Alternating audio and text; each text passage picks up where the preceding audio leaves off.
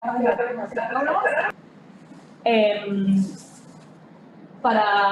manera de organizarnos y de que no haya estos ecos, silenciamos todos los micrófonos, las preguntas por el chat y al final vamos a tener la oportunidad de preguntar y consultar y compartir todo lo que nos vaya surgiendo. Agradecer nuevamente al compañero César Monteoca, secretario general del gremio telefónico, que es donde estamos. A Daniela Saikoski, que va a ser nuestra disertante, y darle lugar a Marcela Báez, que es nuestra secretaria de Igualdad de Oportunidades y Trato. Hola, buenas tardes a todas y todos, ¿cómo están? Gracias por estar nuevamente en este espacio, en este lugar, y vamos a seguir con esta formación y tratando de desconstruirnos y aprender a tener una mirada y una perspectiva de género. Hoy nos acompaña el secretario general de UPCN Seccional La Pampa y bueno, el resto de las compañeras, todas somos la Secretaría de Igualdad de Oportunidades y faltan algunas otras compañeras en la ciudad de Pico. También nos acompaña Sergio de Mateo, que es nuestro secretario de Cultura y de Prensa y es nuestro salvador en la tecnología. Bueno, Jorge supongo que va a querer darles un saludo, una bienvenida, y bueno, y después, no sé, tal vez Sunilda, que es nuestra mentora. Ella es la secretaria, la subsecretaria de la mujer del Consejo Directivo Nacional, y es nuestra mentora en todo lo que son las secretarías de Igualdad de Oportunidades y Trato de la Nación. Me gustaría que Sunilda también nos pueda dar un saludo. Ahora paso con nuestro secretario general, Jorge Lescano. Gracias, compañera Marcela. Solo que cumpliendo otras funciones en el día a día, la semana pasada no pude estar presente y de algún modo quiero decir y agradecer. Ya quien está a cargo de la seccional hizo lo suyo la semana pasada, pero no puedo dejar de, formando parte y estando, como digo, en el día a día en otro lugar, hay cosas que no pueden pasar por alto para decirlas. Y comenzando por agradecer.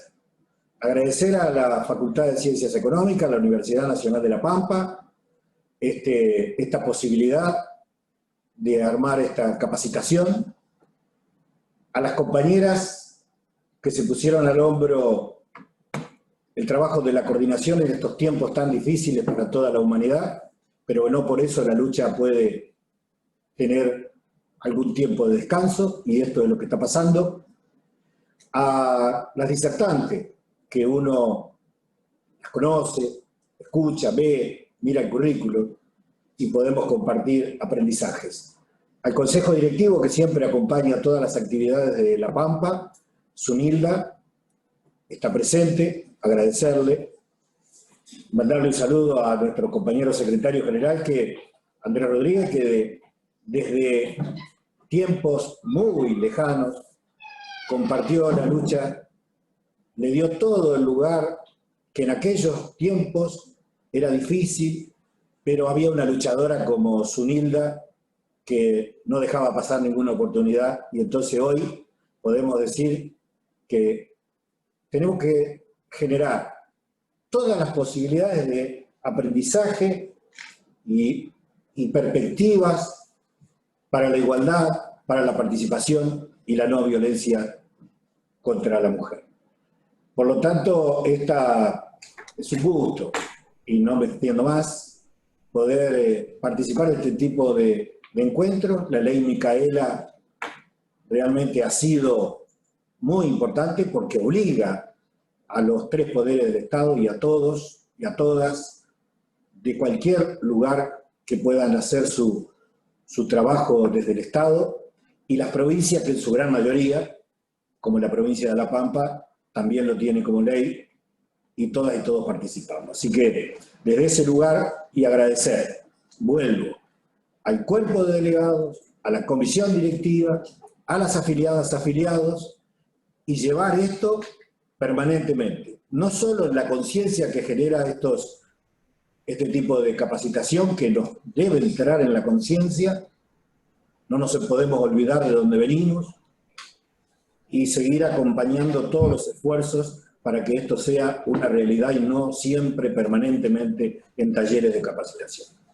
Muchas gracias a todas y a todos los participantes, a todos los que colaboraron, y como dijo Marcela, si está Zunilda, le pedimos un saludo del Consejo Directivo.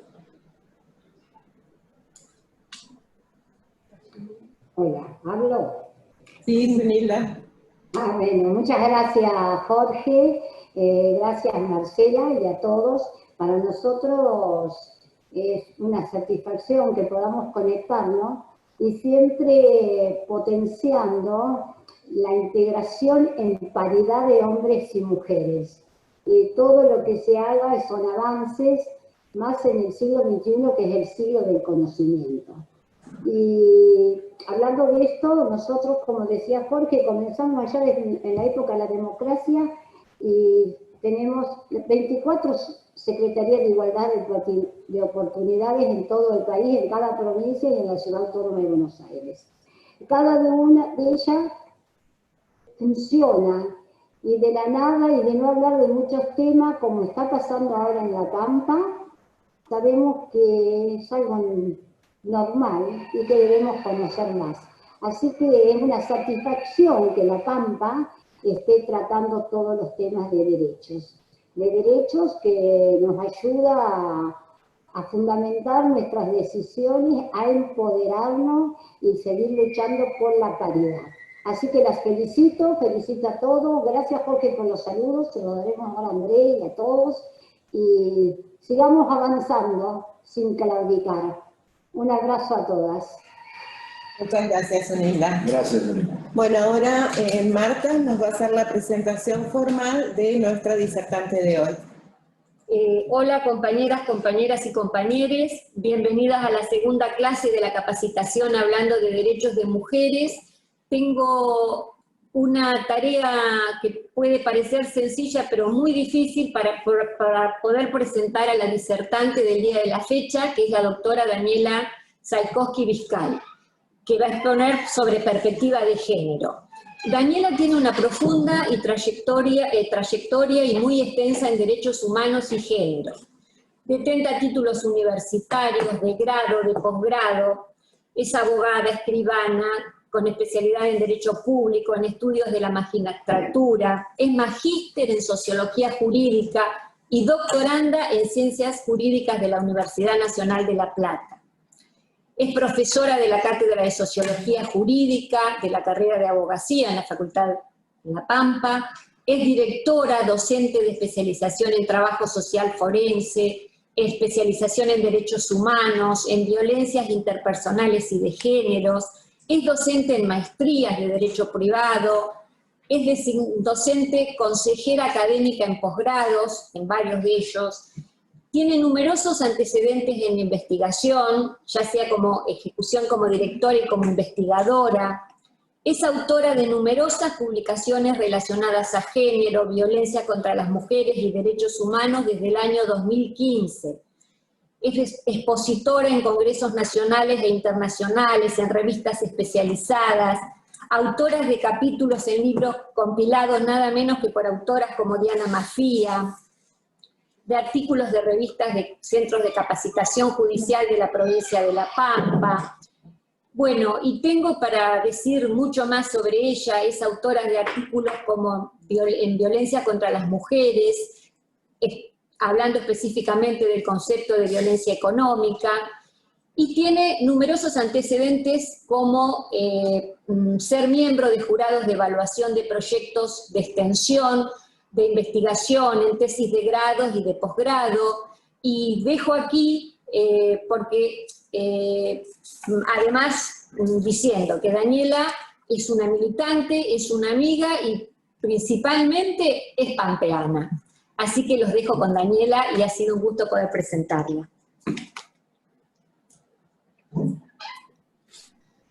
Bueno, Muchas gracias por la presentación. Muchas gracias porque tanto la dirigencia del gremio acá en La Pampa como en otros lugares del país y desde el gremio a nivel, digamos, central está su secretaria de género. También, como dijo el secretario Lescano, yo tengo que agradecer el vínculo que a través con Marta Sánchez y a la facultad que nos pudo aprobar el proyecto de capacitación. Así que la verdad que las sinergias se pueden hacer. Las sinergias justamente son el aporte que cada parte puede hacer a un colectivo, a una acción colectiva que tenga mayor impacto, y de eso se trata un poco las capacitaciones que tengan que ver con la ley Micaela, ¿no? No sé si por ahí empezar con diciendo un poco algo de la ley Micaela. La ley Micaela es una ley muy nuevita, obliga, como dijo el secretario, a todos los estamentos sociales, políticos, culturales, económicos, a la capacitación de género. Y el antecedente, digamos, la idea de capacitar en perspectiva de género no es nueva, a pesar de que la ley tiene 1 año y un poco más, pero en realidad el antecedente de la ley es la Convención de Belén do Pará, que es la convención de toda la región latinoamericana y el Caribe para la violencia de género.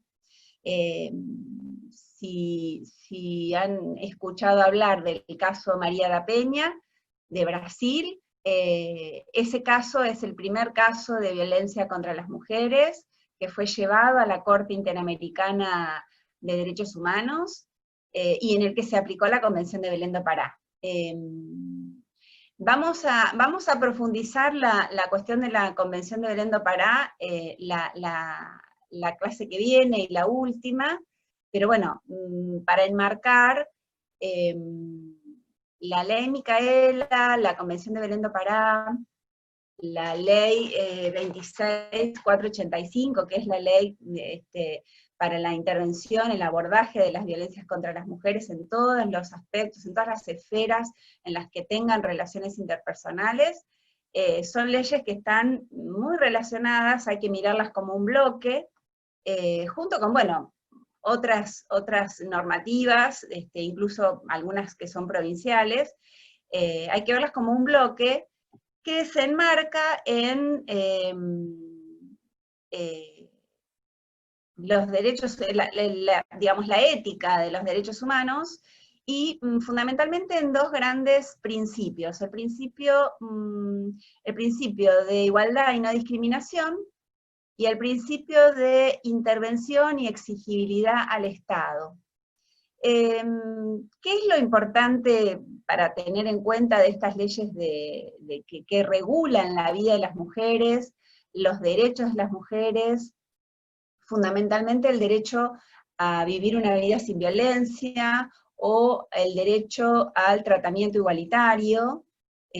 Acá la secretaria de Buenos Aires hablaba de la paridad. Bueno, la paridad tiene que ver con esto de la igualdad de géneros, no es meramente una cuestión cuantitativa de cantidad de mujeres, sino que la paridad y la igualdad tienen que ver con darle igual valor a lo que les pasa a las mujeres, a lo que dicen las mujeres, a lo que necesitan las mujeres en las distintas instituciones en las que trabajan, hacen sus aportes, ya sea en el ámbito de lo público o en el ámbito de lo privado. Así que un poco enmarcar estas charlas en términos de estas leyes, de la ley Micaela, la ley 26.85, la Convención de Belén do Pará, la CEDAW, que es la primera convención a nivel mundial que se dictó en el año 79, el año pasado, la Universidad Nacional de La Pampa, a instancias nuestras, de la cátedra nuestra de Sociología, recordó tuvo el año académico recordando los 40 años de la Convención de Belém do Pará. Este año se cumplen 25 años de la conferencia mundial, la cuarta conferencia mundial sobre la mujer que se celebró en Beijing. Bueno, hay un montón de normativas existentes. Argentina tiene un buen estándar normativo, pero bueno, siempre lo que pasa con los derechos es que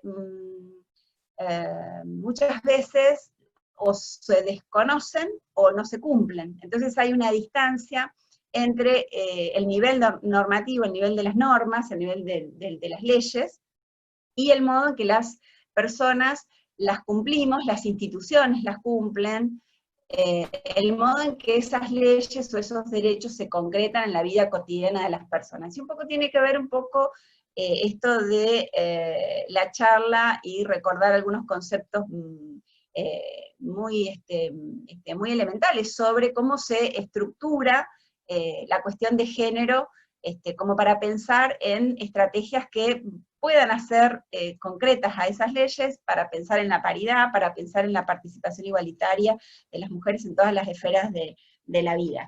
Yo había preparado un Power como para que vayamos mirando, no sé si lo tienen.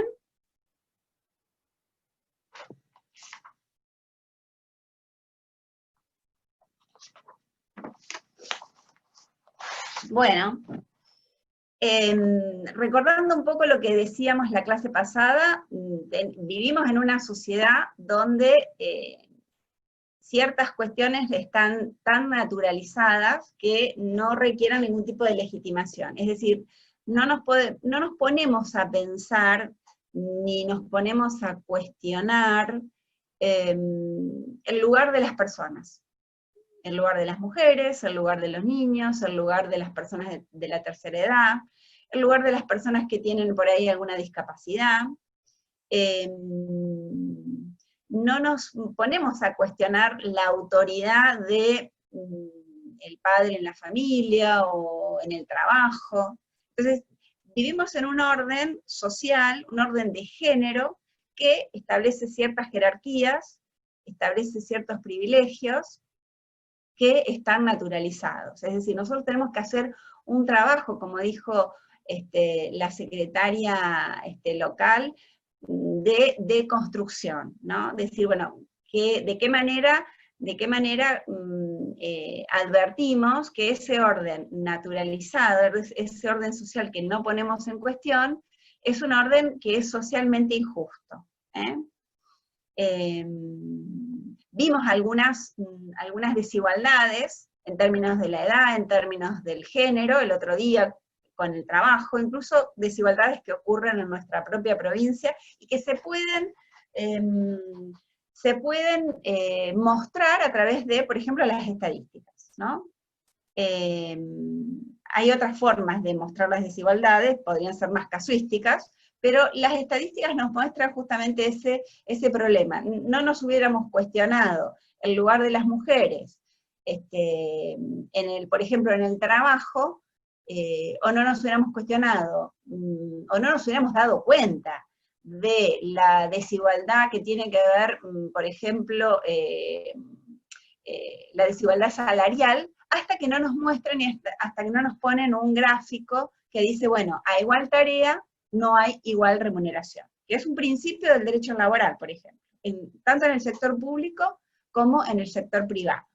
Entonces, ese orden está muy naturalizado, y eso es lo que justamente tenemos que empezar a cuestionar. Cuando cuestionamos el orden naturalizado, por supuesto, a través de múltiples acciones, una de ellas es el lenguaje, después vamos a verlo un poquito más a eso. Por supuesto que hay algo que se resquebraja, y hay algo que pone en alerta a quienes han tenido históricamente el privilegio.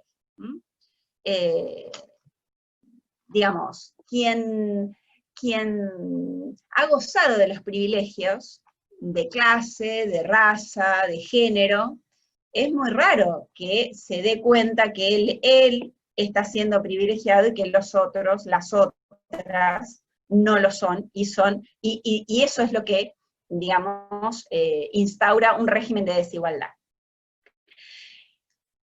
Es importante esto en el sentido de que ese orden social naturalizado no precisa de violencias extremas. También convence, también, digamos, se muestra mucho más sutil que la violencia pura y dura. No estamos negando la violencia más explícita o más evidente, pero sí saber que no tenemos que esperar a que esa violencia se manifieste de manera brutal para prevenir y para estar sensibilizados ante la violencia. Por eso se habla a veces de un patriarcado de alta intensidad, por ejemplo, un patriarcado que, un orden social patriarcal que deja impune la muerte violenta de las mujeres en manos de femicidas, y un patriarcado de baja intensidad donde cada una de nosotras también está socializada en ese orden y no lo puede poner en cuestión. Esto aparece muchísimo en los casos de violencia de género. Vayamos reteniendo estas cosas porque las vamos a retomar después en la otra clase. Con lo cual, bueno, existen violencias muy explícitas, muy manifiestas, discriminaciones muy groseras, y otras que son bastante más sutiles, mecanismos que no aparecen como, digamos, en prima facie no aparecen como violencia, ni aparecen como discriminatorios, y sin embargo lo son. Si quieren pasar la filmina.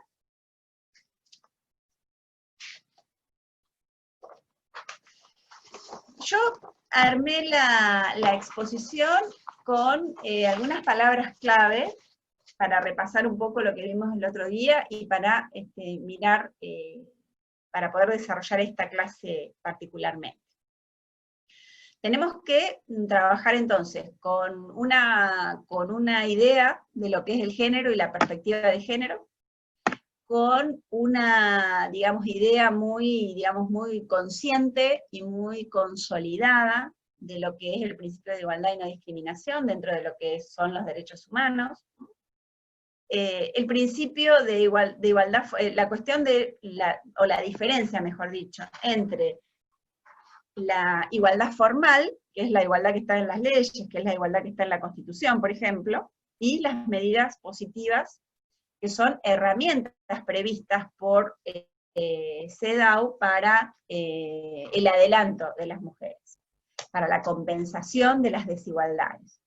Y otra palabra clave que también que también ronda estas charlas es la de patriarcado. Entonces tenemos una batería de conceptos, de ideas, de palabras que sirven como un hilo conductor para todas las charlas, y para ver de qué manera podemos, en cada uno en su ámbito, cada una en su ámbito, pensar cómo se materializan estas situaciones de desigualdad o de este orden de género tan naturalizado. Pasamos a la siguiente.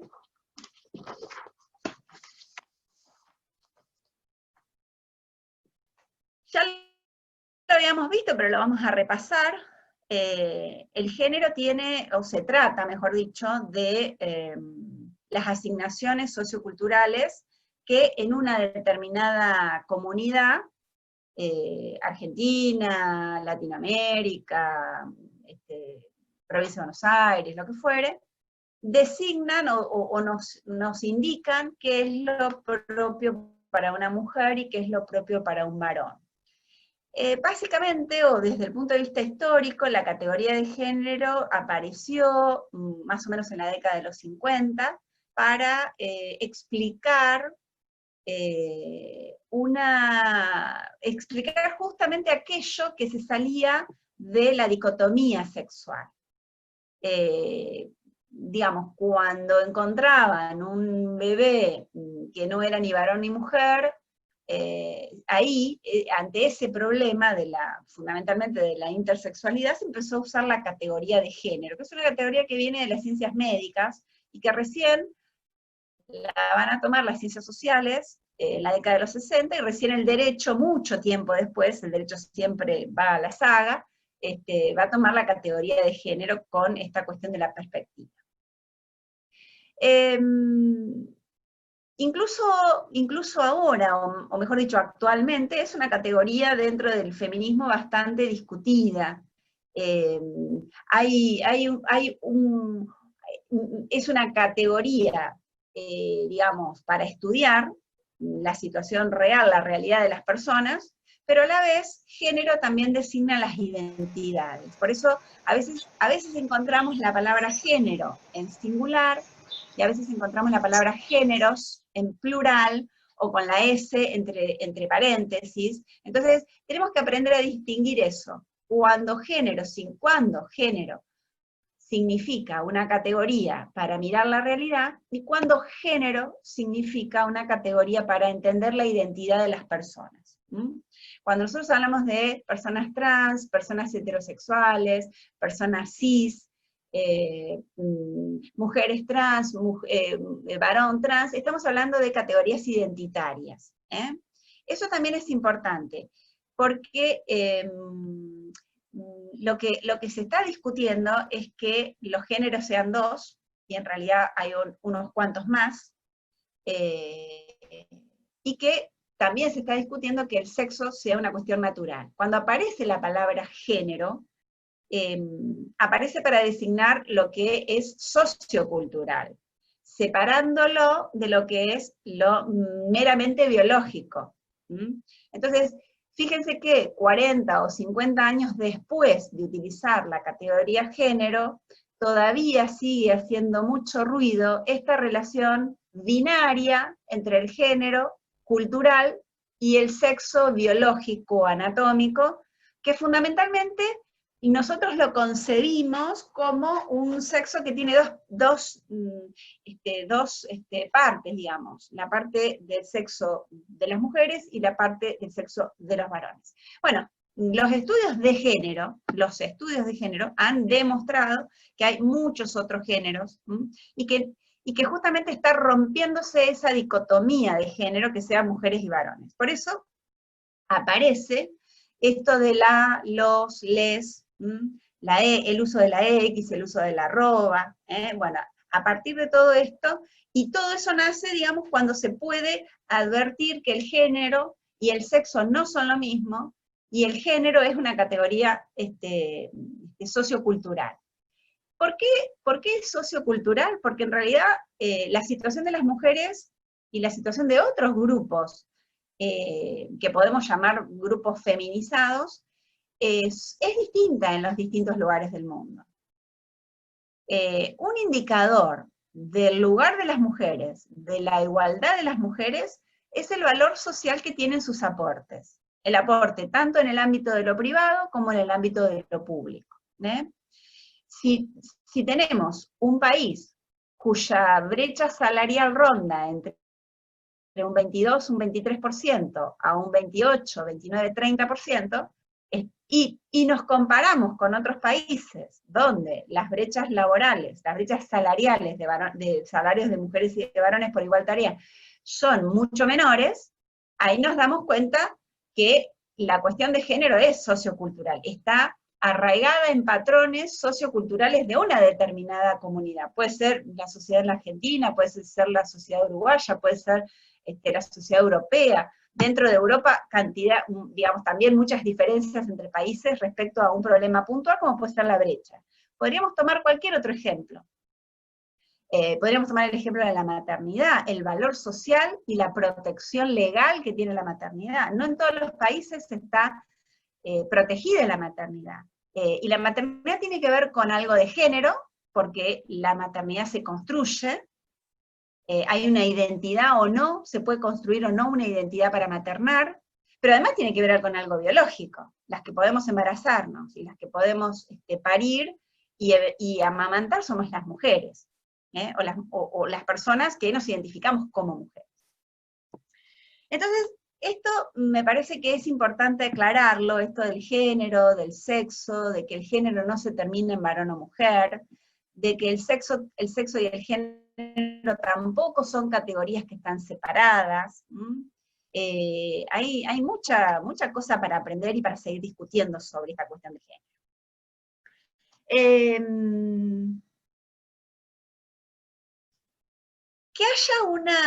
Que haya una posible diferencia sexual no implica la justificación de las desigualdades. Acá hay otra cosa que muchas veces justificamos la desigualdad por la diferencia.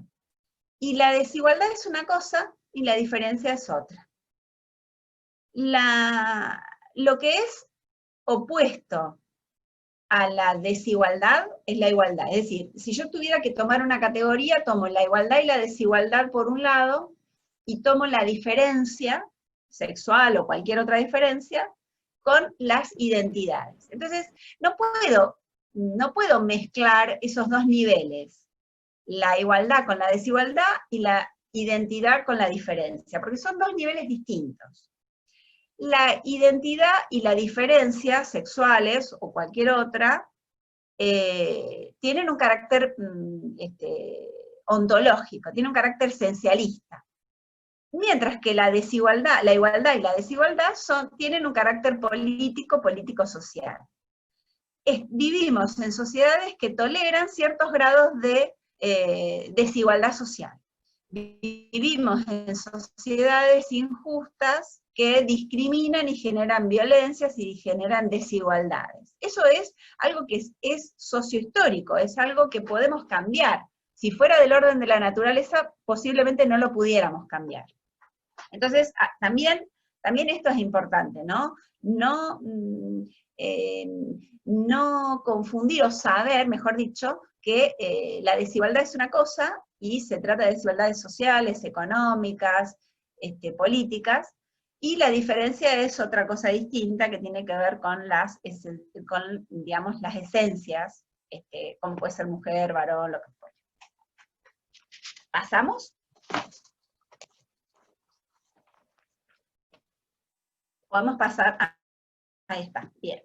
Bueno, entonces, el género implica diferencias anatómicas entre los sexos que están fundamentalmente basadas en la biología.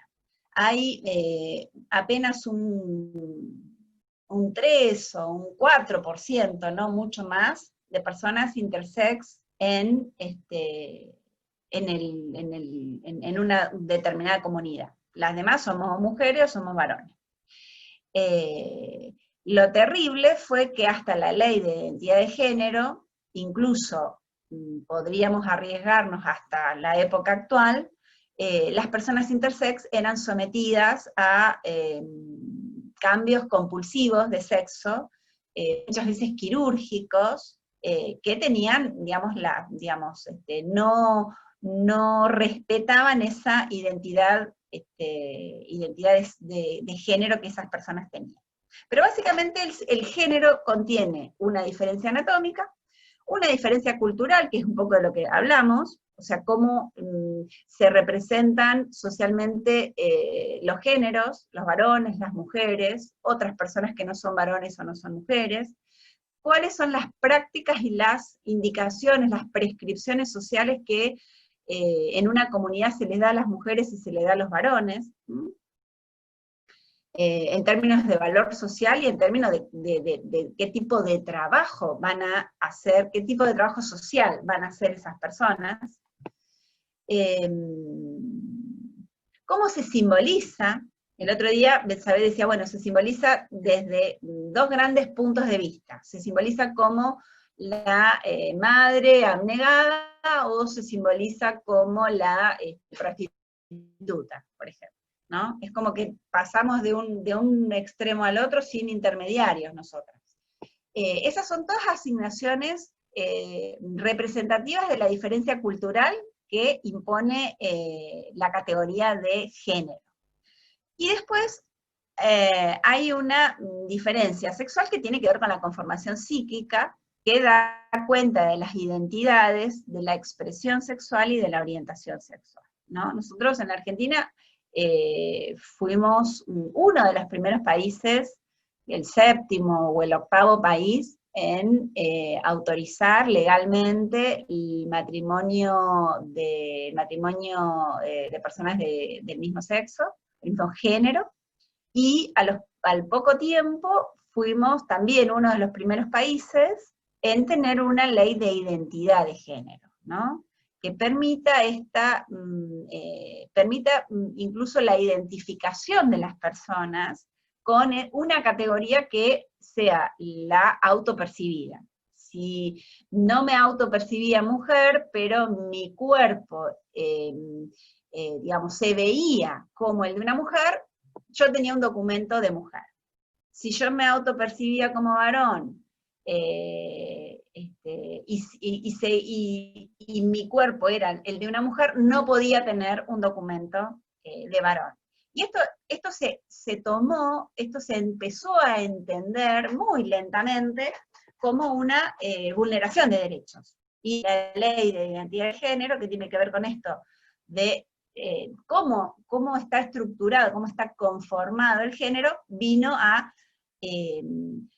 paliar esa situación y a poner el derecho a hacer exigible el derecho a la identidad de género, que no lo teníamos. Y en muchos otros países no lo tienen, no solamente que no tienen el derecho, sino que esas personas son perseguidas, son encarceladas, son criminalizadas. O sea, fíjense, vuelvo a insistir en este carácter sociocultural del género, que Argentina nunca haya criminalizado una identidad sexual que no sea la de mujer o la de varón, no quiere decir que esas personas no sean discriminadas.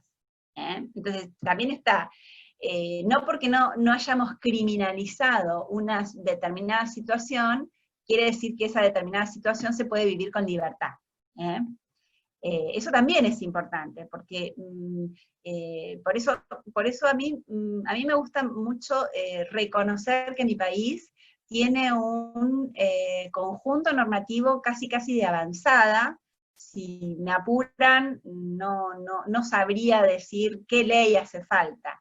Lo que sí sé, porque investigamos, porque estudiamos, es que hay muchas desigualdades que están cubiertas por normas jurídicas, muchas desigualdades de género, sociales, económicas, culturales, muchas discriminaciones, que están cubiertas por leyes y que de pronto hay que conocer esas normas, hacerlas exigibles, y también exigir instituciones amigables y género sensitivas, ¿no? Para poder abordar todas estas problemáticas de las mujeres y de otras sexualidades o disidencias sexuales, que somos las que por ahí más sufrimos la discriminación de género.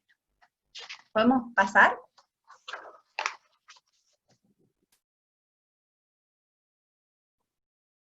Para eso, para ir mirando esas situaciones de desigualdad y de discriminación, es decir, cuando el principio de igualdad y no discriminación no se cumple, y ocurren estas situaciones de desigualdad, tenemos otro concepto muy interesante que nace, digamos, lo aplica o lo toma Beijing en el año 1995, que es la perspectiva de género. Esto es re importante como concepto y es re importante para las cuestiones más prácticas.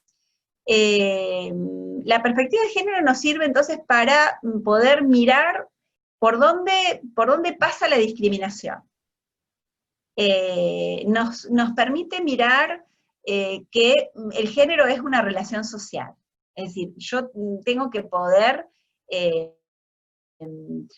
darme cuenta que una práctica social o una norma jurídica, por ejemplo, impactan diferencialmente entre las mujeres y los varones. Una política pública puede tener la intención de subsanar una situación de discriminación, y resulta que cuando la vamos a aplicar, nos damos cuenta que impacta diferencialmente entre las mujeres. Por ejemplo, la perspectiva de género nos permite advertir la aplicación de normas sobre educación. Rebobina un poco. CEDAW tiene esto del principio de igualdad y no discriminación, tiene el principio de medidas positivas, y CEDAW tiene 3 grandes o 4 grandes campos: el campo de la salud, el campo de la educación, el campo del trabajo y el campo de la política, la vida pública, la representación política. La perspectiva de género nos sirve, por ejemplo, para evaluar la eficacia igualitaria de una política pública. Ahí empiezan a jugar otras articulaciones que, además del género, tienen que ver con otras situaciones por las que pasan las personas. Ahora vamos a ver la cuestión de la discriminación interseccional, y vamos a volver a la perspectiva de género. Pero básicamente la perspectiva de género nos sirve para poder darnos cuenta de cuáles son los impactos que tiene una política pública. Por ejemplo, pensemos en el impacto que va a tener a futuro la política pública de las licencias por violencia de género. Si yo estoy en una sociedad donde es incomprensible para el empleador, por ejemplo, o para la comunidad más mediata, mi vecindario, de que se pueda hablar de la violencia de género, es muy posible que una ley que dé licencias por violencia de género, nadie la quiera aplicar, o nadie la quiera usar. Si la sociedad piensa, o la sociedad legitima la violencia de género contra las mujeres, y le dice a la mujer, y bueno, algo habrás hecho, por más que la mujer esté empleada, tenga empleo, tenga trabajo, y tenga en el estatuto, en la reglamentación, en el convenio colectivo, una licencia por violencia de género, es muy posible que no la tome. Yo, digamos, me gustaría que me dijeran si esta explicación, o con este ejemplo, se entiende para qué sirve la perspectiva de género. Yo puedo tener, por ejemplo, una ley que en general garantice o proteja la maternidad. Argentina tiene muy buenas leyes de protección de la maternidad y protección de la maternidad de la familia, incluso en la Constitución, el artículo 75, inciso 23. Pero, si es muy fácil despedir, aun cuando haya despido agravado en el sector privado, si es muy fácil despedir a una mujer embarazada, la ley no sirve. Tengo que, digamos, y la perspectiva de género me ayuda a ver que esa ley no sirve. Yo protejo la maternidad, estamos en Argentina, protegemos la maternidad desde el punto de vista de las leyes. Pero resulta que después, cuando la mujer tiene 2, 3 hijos, se atrasa en su carrera laboral. Entonces, ¿qué hacemos las mujeres?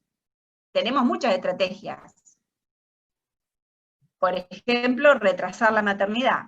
O, estructuralmente, Argentina es una sociedad con un bajo índice de natalidad. Entonces, la perspectiva de género nos ayuda a ver cómo impactan esas distintas políticas públicas, llámese ley, llámese instituciones, en la vida cotidiana de las personas, ¿no? Es decir, nos ayuda a ver que aún con la intención de la igualdad de género, muchas normas consolidan los estándares, o los estereotipos, mejor dicho, los estereotipos de género. Una ley que siempre fue muy discutida, y justamente la perspectiva de género nos ayuda a verla, a ver esa desigualdad, fue el tema de la ley de ejecución penal. La ley de ejecución penal decía, ahora está derogada, pero decía que los niños menores de 5 años se tenían que quedar, si la mamá estaba en situación de encierro, en situación de cárcel, se tenían que quedar con la mamá. O le daban ciertos beneficios a la mujer, pero no se lo daban a los varones. Entonces, lo que termina diciéndonos esto de la perspectiva de género, de aplicar la perspectiva de género, es decir, bueno, una ley que le dice al sistema penitenciario, vamos a dejar que la prisión domiciliaria, vamos a permitir la prisión domiciliaria de mujeres que tengan hijos menores de 5 años, me está reforzando ese carácter de la maternidad de las mujeres. Entonces, la perspectiva de género sirve para esas cosas. Tenemos que estar bien alertas de el impacto diferencial, el impacto desigual que pueden llegar a tener las normas, aun cuando tengan toda la intención de subsanar desigualdades. Hay normas que tienen unas muy buenas intenciones, pero que en la llevadas a la práctica no terminan funcionando. Y eso hay que estudiarlo, eso hay que medirlo. En la Argentina, bueno, falta bastante medición. Así como digo que la Argentina tiene muy buenas normas, siempre Argentina, los organismos internacionales observan que Argentina no tiene datos. Y para hacer una política pública hay que tener datos. Eso es una debilidad del Estado Nacional, que no tiene buenos datos sobre lo que nos pasa a las mujeres. ¿Podemos pasar?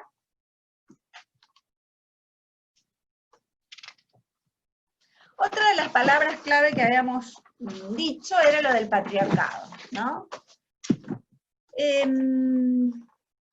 Cuando el otro día Betsabe decía que muchas veces pensamos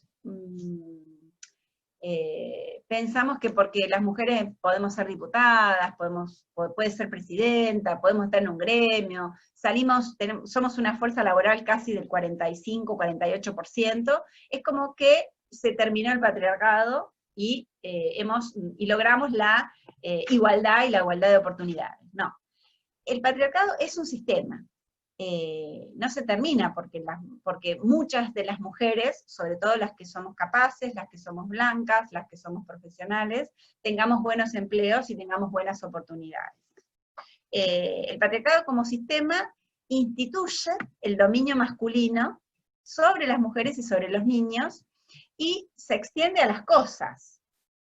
Esto de que el patriarcado se extienda a las cosas, después va a dar la vuelta y va a tener como fundamento la cuestión de la violencia económica. Los casos de violencia económica son parte de violencia contra las mujeres justamente porque hay un sistema, un orden social patriarcal que hace que los varones ejerzan el dominio. Muchas veces en cosas muy pequeñas, ¿no? Por eso vuelvo a la idea de que no se necesitan violencias extremas para que haya desigualdad contra las mujeres. Hay muchas desigualdades que están muy naturalizadas,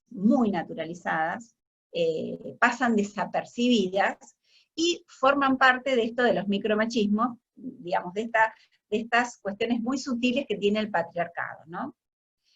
La manifestación más concreta del patriarcado es que los varones tienen márgenes de poder mucho mayores, tienen el poder en las instituciones más valiosas de una comunidad. Si la iglesia, si los gremios, si el trabajo remunerado, si los partidos políticos son importantes, ahí vamos a encontrar más varones que mujeres.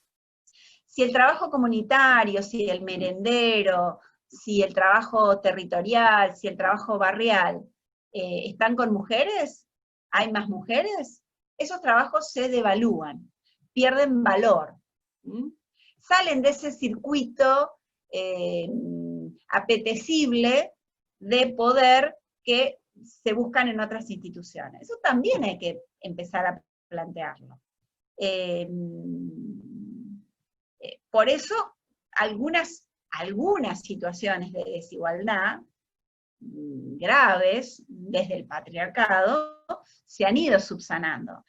Igualmente hay que ver cómo funcionan esas normas, por ejemplo las de cupo, por ejemplo las de paridad, que recién se han puesto, hace 2 o 3 años han empezado a ponerse en práctica en nuestro país. Pero básicamente hay como una, digamos, hay como una regla, hay como una frase que dice, bueno, donde más poder hay más varones, y donde menos poder hay más mujeres. Eso también es importante para que lo tengamos en cuenta y para que exijamos cupo o para que exijamos espacios institucionales paritarios. Eso también es importante. ¿Lo pasamos?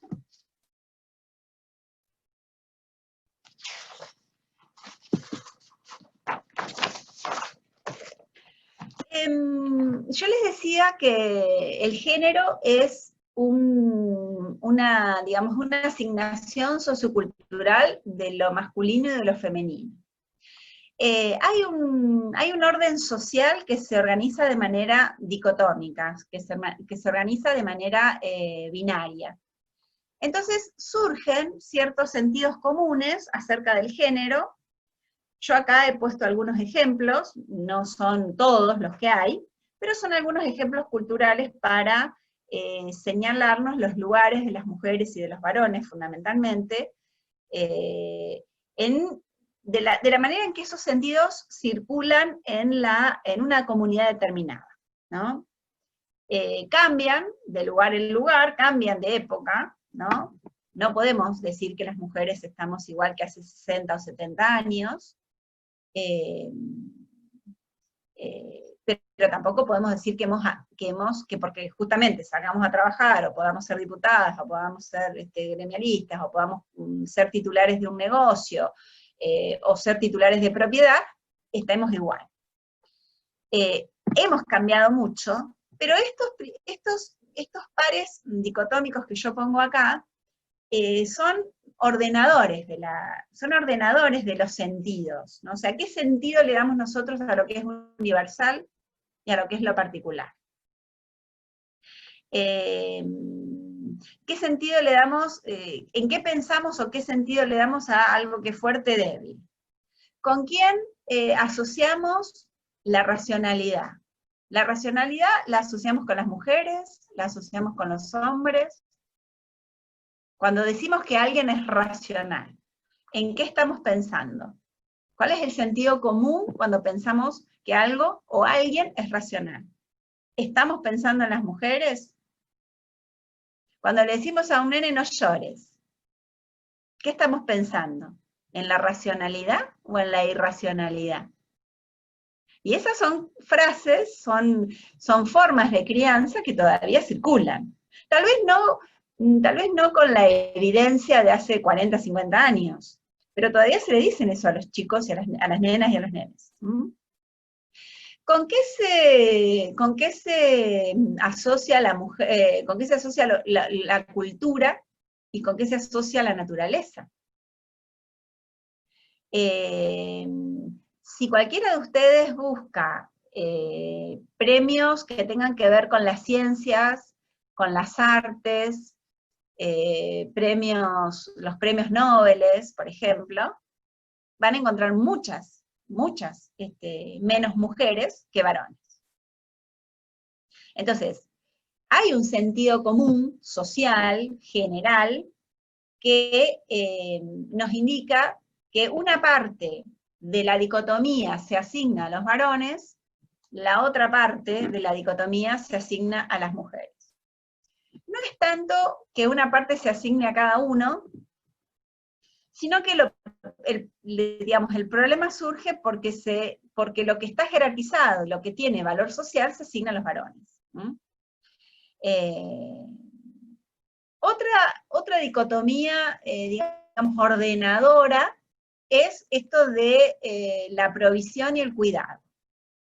Algo dijo el otro día Betsabé sobre quién se identifica en una casa como jefe de hogar, o como jefa de hogar. Y que muchas veces la identificación como jefa de hogar o como jefe de hogar no tiene nada que ver con los ingresos. Y sin embargo, digamos, naturalmente nos inclinamos a pensar que quien provee lo económico en el hogar es el varón y quien tiene que cuidar es la mujer. Son sentidos comunes que circulan, que son muy difíciles de romper, que cuestan más de una discusión en la mesa del asado del domingo, ¿no? Pero bueno, son modos en que las sociedades ordenan la vida cotidiana. Digamos, estas dimensiones del sentido común están naturalizadas. Nosotros no nos ponemos a cuestionar a quién identificamos con la cultura, a quién identificamos con la provisión, a quién identificamos con la fortaleza. Damos por hecho de que los varones tienen que proveer, y por eso tienen que tener sueldos más altos, y damos por hecho que las mujeres somos el segundo sueldo del hogar. El tema es que tenemos un 30, un 33, un 35% de mujeres jefas de hogar. No podemos seguir pensando que es el segundo sueldo, porque en ese caso es el único.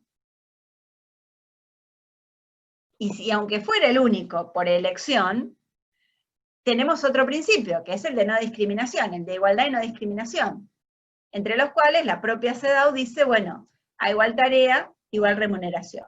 Igual remuneración no solamente en el sentido económico del término, sino en el sentido, en el valor social que se le da a esa tarea.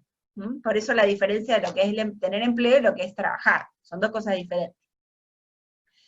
Hasta se ha discutido que las mujeres tengamos un desarrollo moral inferior, ¿no? Hay una investigación de los años 70, bastante conocida, que después fue refutada por una feminista, que dice, bueno, no, las mujeres no tenemos desarrollo moral inferior o superior. En todo caso tenemos un desarrollo moral distinto. Es decir, solemos ver los problemas desde otras ópticas, y solemos ver los problemas desde la óptica de quien está subordinado a un montón de, digamos, desigualdades. No es una cuestión de que haya un desarrollo moral inferior o superior, sino que hay formas diferentes de razonar ante los mismos problemas. Esto también es importante.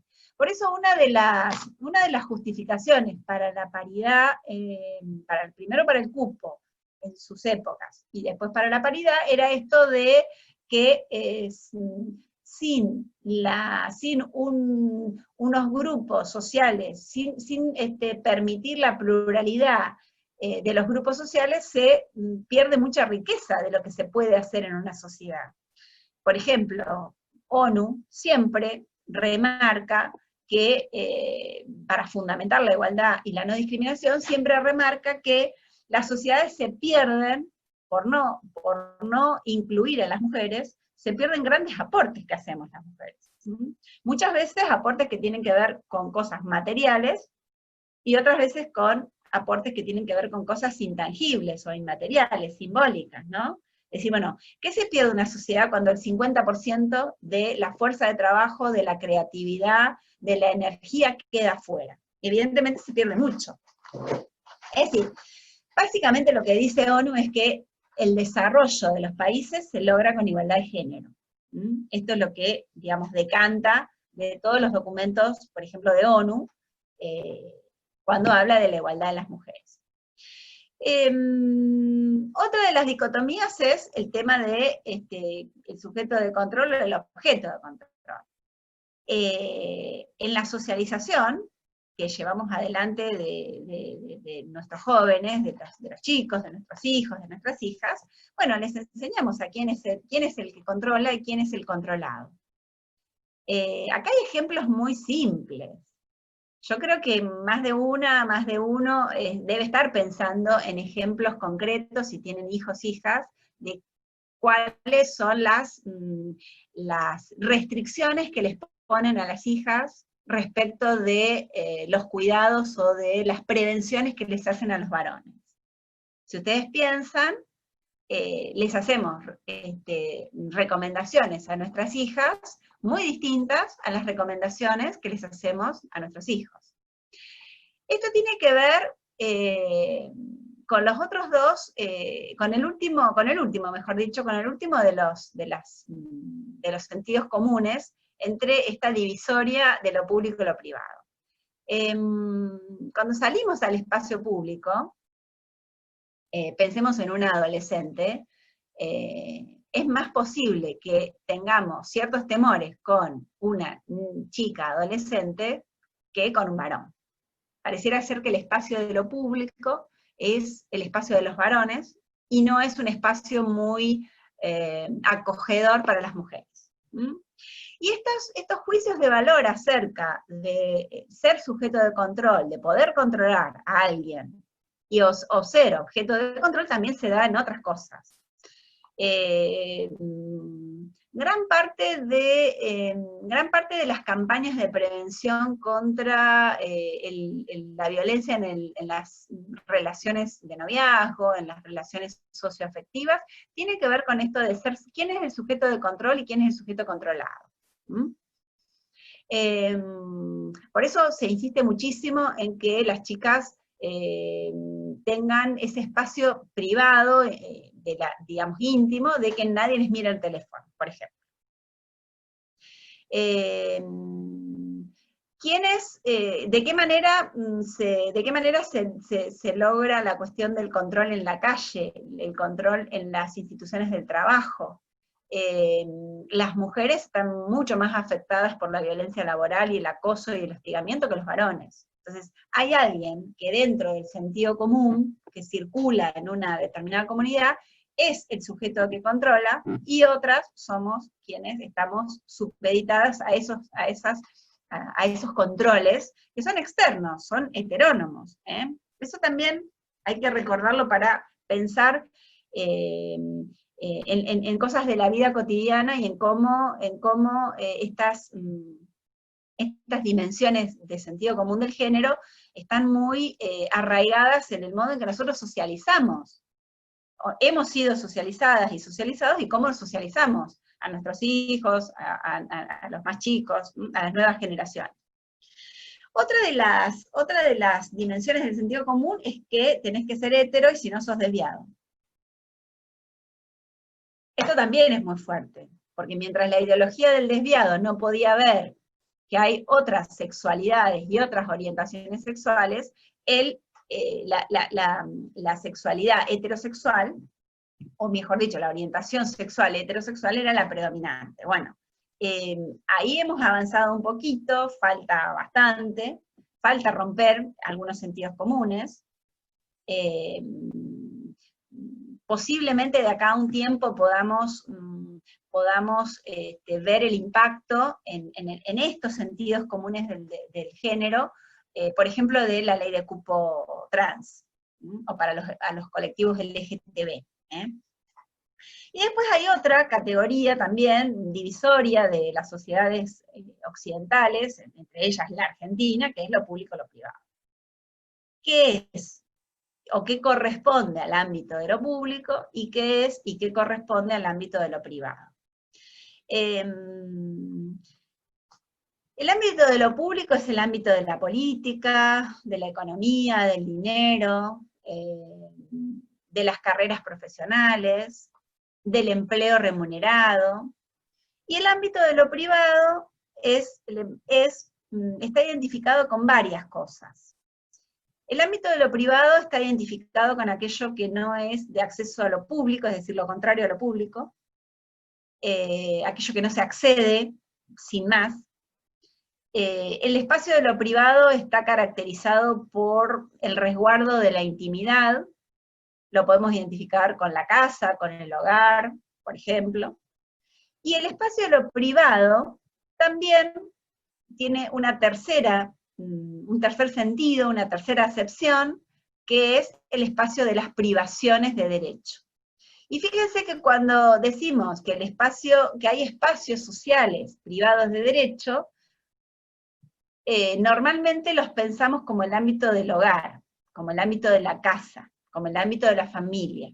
Y lo privado en el sentido de la privación de derechos, excede la casa, el hogar o la familia.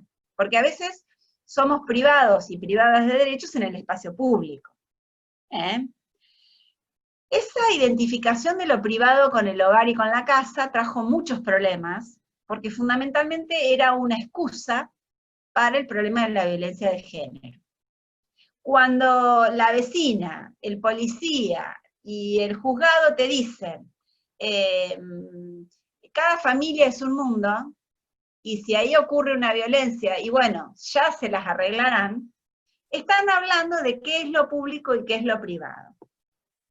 Por eso, y lo vamos a ver la clase que viene, por eso las grandes dificultades que tienen las personas que sufren violencia en sus hogares, en sus familias, o que sufren violencia laboral, por ejemplo, en sus lugares de trabajo, de hacer público el problema de la violencia. Porque la violencia siempre se consideró un problema de lo privado. De lo privado, el hogar o la casa, o de lo privado como privación de derechos.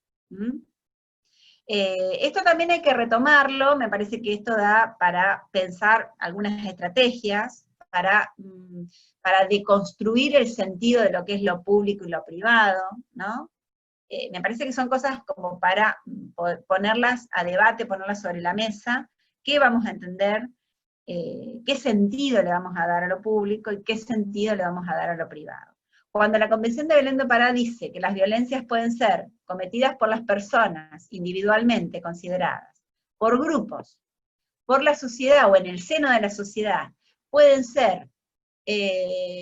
ocurrir en el ámbito público, pueden ocurrir en el ámbito privado, está diciéndonos que hay muchos sentidos de lo público y hay muchos sentidos de lo privado. Hacer pública la reivindicación por una vida sin violencia es una acción que impacta en el ámbito público y a la vez disminuye, o posiblemente disminuya, la privación de derechos, por ejemplo, a vivir una vida sin violencia. Entonces, estas palabras, estos pares que yo puse acá, están en permanente dinámica, no están fijos, no es que siempre lo público ha sido lo mismo, lo privado ha sido lo mismo, no es que siempre se ha considerado la provisión y el cuidado de la misma manera, no es que no hayamos avanzado a, digamos, relaciones más igualitarias, o relaciones donde, qué sé yo, los varones se involucren con el cuidado, o las mujeres tengamos cierto poder en el ámbito público. Pero característicamente, de manera de que nos dicen las estadísticas, seguimos estando en una sociedad que pone estos sentidos dicotómicos jerarquizados, los pone, digamos, la parte, digamos, que corresponde al varón tiene más valor social, y la parte que corresponde a la mujer tiene mucho menos valor social. No lo digo yo, lo dicen las estadísticas, lo dicen otras investigaciones en otros lugares de la Argentina, los dicen las experiencias de la vida cotidiana de gran cantidad de mujeres. Entonces, poder cuestionarnos de qué manera está naturalizado todos estos grupos de palabras que están organizados como, digamos, dicotomías, o como, digamos, conjuntos de pares binomios, nos ayuda a pensar que hace falta mucha esta deconstrucción, y falta desnaturalizar las relaciones sociales para que verdaderamente sean igualitarias. ¿Podemos pasar?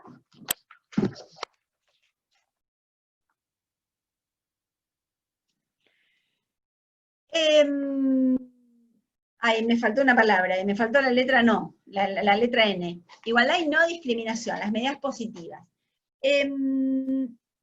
Las medidas positivas son un mecanismo que ha implementado desde CEDAW, mejor dicho, desde la Convención contra la Discriminación Racial, pero después la toma la Convención CEDAW, la Convención contra todas las formas de discriminación contra las mujeres, que consiste en poner en marcha todas aquellas estrategias, todas aquellas herramientas por todos los medios que puedan compensar desigualdades pasadas o puedan prevenir desigualdades futuras. De eso se trata una medida de acción positiva. Tienen distintos nombres. Se las llama medidas positivas, se las llama discriminación inversa, se las llama acción afirmativa. Básicamente están en el artículo 3, en el artículo 4 de CEDAW, y son justamente aquellas herramientas que se ponen en marcha en las distintas instituciones, puede ser el trabajo, puede ser un gremio, puede ser una escuela, puede ser el sector privado, el sector público, ¿no? Para, digamos, mejorar la situación de igualdad de un grupo que históricamente ha sido discriminado. ¿Mm? De eso se trata la discriminación contra las mujeres y contra otros grupos discriminados. Es decir, históricamente han sido devaluados, históricamente han sido discriminados, históricamente se les ha dado menos valor, y las medidas positivas vienen a compensar desigualdades históricas y a prevenir desigualdades futuras, ¿no? Es decir, cuando surgió, por ejemplo, el cupo es una de las tantas medidas, no es la única medida de acción positiva. Hay varias medidas de acción positiva, pero por ejemplo, cuando apareció el cupo, apareció en el ámbito de lo público, en el ámbito electoral, y bueno, a partir de ahí tuvo un impacto, el cupo femenino en la política tuvo un impacto en términos de cantidad de mujeres.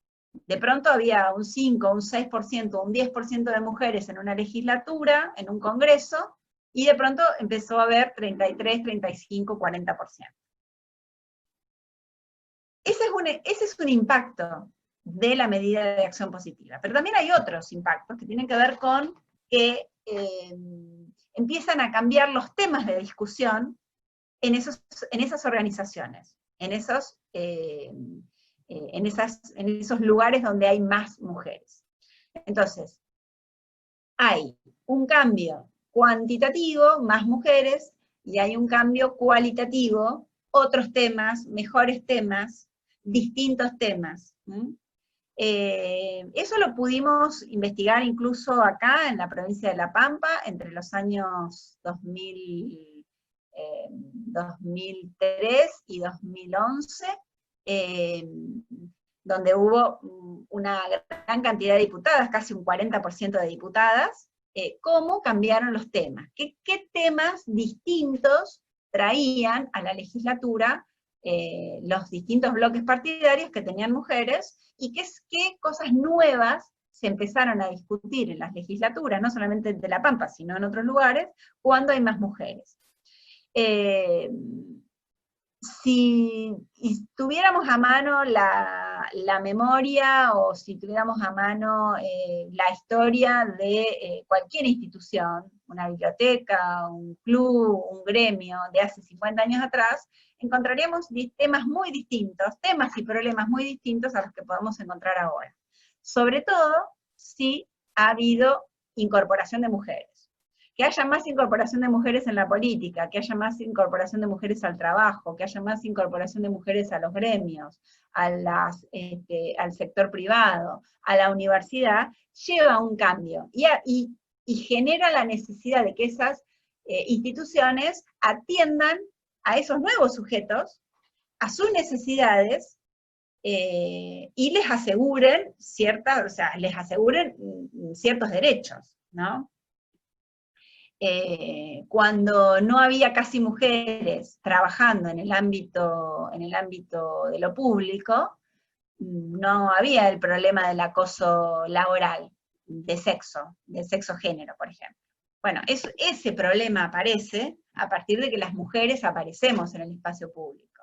Entonces, la institución en la que trabajamos, o la institución en la que estudiamos, tiene que tener un mecanismo, por ejemplo, una medida de igualdad, una medida positiva, para atender esas nuevas necesidades. En el caso de los gremios está el cupo sindical, por ejemplo.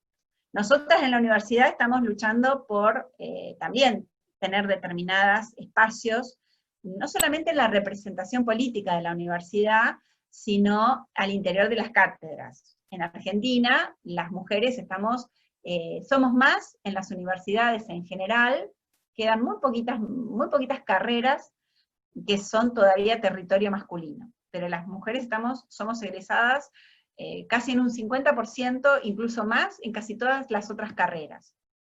Sin embargo, las mujeres estamos adentro de la universidad, en la parte de las cátedras, estamos más abajo, somos ayudantes o somos JTP, jefes de trabajos prácticos.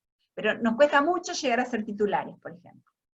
Entonces, así como ha habido cupos en la política, medidas de acción positiva en la política, medidas de acción positiva en los gremios, medidas de acción positiva en las empresas, en los directorios de las empresas, también nosotras en la universidad estamos buscando medidas positivas para lo que es carrera docente, ¿no? Y en algún lado, o en algún momento yo tengo fe que lo vamos a poder plasmar en el convenio colectivo de docente universitario. Lucharemos para eso, pero bueno, las medidas de acción positiva son justamente eso. Están previstas en CEDAW, y el tratamiento desigual, esto también es importante, el tratamiento desigual que permite una medida positiva no es discriminación en los términos de CEDAW. Eso siempre hay que tenerlo presente, porque dice, por ahí, dice, meten más mujeres y nos discriminan. No, no. La medida positiva es para subsanar discriminaciones pasadas, prevenir discriminaciones futuras, y no es discriminación, no constituye discriminación, lo dice CEDAW y lo dice el artículo 75 de la Constitución, no constituyen discriminación contra otros grupos sociales. Así que eso también hay que rescatarlo, ¿no? Se pueden aplicar en la parte de salud, se pueden aplicar en la parte de trabajo, se pueden aplicar en la parte de educación. Otras medidas positivas que hay, aparte del cupo, son, las vamos a ver ahora en la próxima placa, a ver si pueden pasar.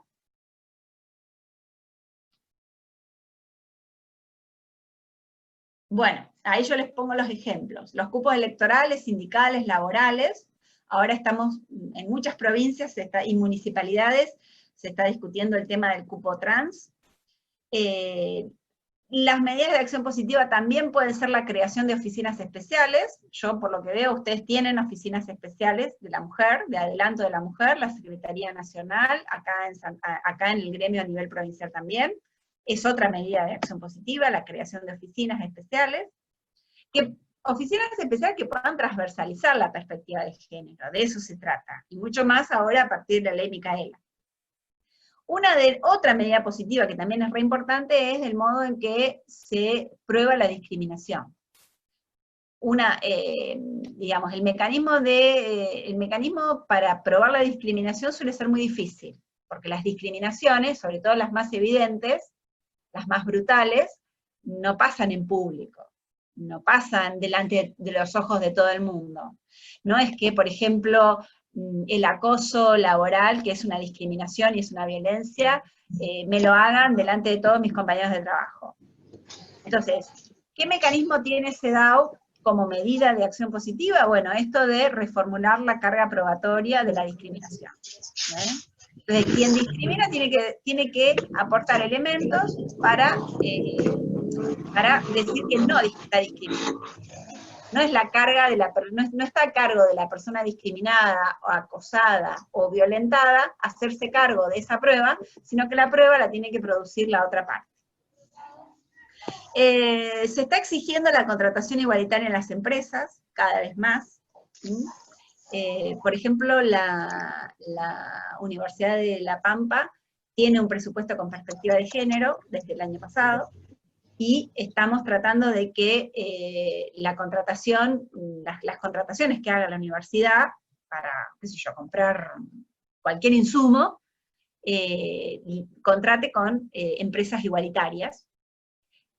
Otro modo de poner a prueba la igualdad y la desigualdad es el tema de los méritos. El otro día con Betsabe veíamos que entre los 20 y los 39 años las mujeres se insertan más en el mercado laboral, ganan menos en la brecha salarial, y la clase que viene lo vamos a volver a mirar, pero ya se los adelanto, entre los 19, 20 años y los 49, 50, 55 años, las estadísticas, la Oficina de Violencia contra la Mujer de la Corte, indican que las mujeres sufrimos más violencia.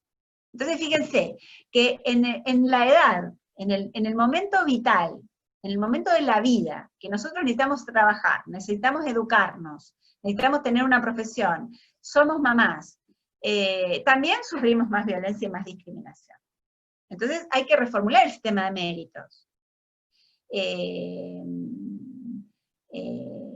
por ejemplo, las carreras profesionales de las mujeres son bastante más largas y bastante más intermitentes que las de los varones. Muchas veces, entrar y salir del mercado laboral, o tomarnos licencias largas, o dejar de estudiar, tiene que ver con la maternidad.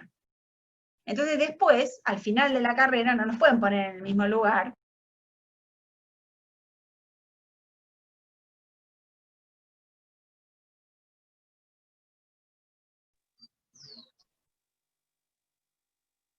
¿Me escucharon? No sé. Alguien me silenció, no sé por dónde dejé la conversación. Se escucha, se escucha. Ah, bueno, bien. Entonces, bueno, tenemos que reformular el sistema de méritos y tenemos que lograr un cambio cultural muy, muy grande que tiene que ver con los cuidados, ¿no? Que también eso se está hablando mucho. OIT tiene un convenio ya desde hace mucho tiempo recogido acá en la Argentina en el año 85 sobre empleados con cargas familiares. Bueno, hay que seguir trabajando ese convenio y hay que lograr que se modifiquen los modos en que se reparten las cosas, se reparten las tareas, se reparte el trabajo no remunerado en la casa, ¿no? Esto de la limpieza, el cuidado de los niños, el cuidado de las personas más grandes, bueno, el modo de, que no sea siempre una carga física o mental para las mujeres, ¿no? Todo esto tiene que ver con estrategias y medidas para la igualdad. ¿Se puede pasar a la próxima?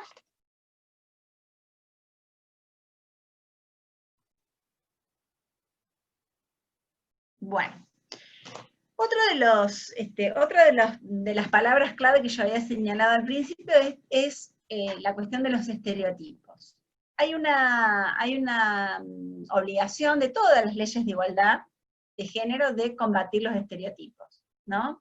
Esto de los estereotipos tiene que ver con asignarle a un individuo determinadas características por el solo hecho de pertenecer a ese grupo, sin ponernos a pensar qué es lo que realmente, qué características realmente tiene esa persona, ¿no? Entonces, hay cantidad de estereotipos que tienen que ver con las mujeres. Fundamentalmente esas asignaciones culturales que tienen que ver con la maternidad, que tienen que ver con la abnegación, que tienen que ver con el ser muy generosas o ser débiles. Bueno, el proceso de estar al servicio de los otros, o sea, no por algo las mujeres somos mayoría pero lejos en el sector servicios, en ese sector del mercado laboral público y privado que atiende a otros, ¿no? Esto es importante en términos de que esas generalizaciones normalmente generan discriminación. Entonces, un estereotipo me ordena la cabeza y, digamos, no me obliga a pensar qué habilidades tiene la otra persona, qué necesidades tiene, qué características particulares tiene, porque en realidad yo lo englobo en un grupo y digo, bueno, estos son las mujeres, son los jóvenes, son los negros, son los inmigrantes, y asigno características, que son fundamentalmente características hostiles, ¿no? Si pasamos al próximo.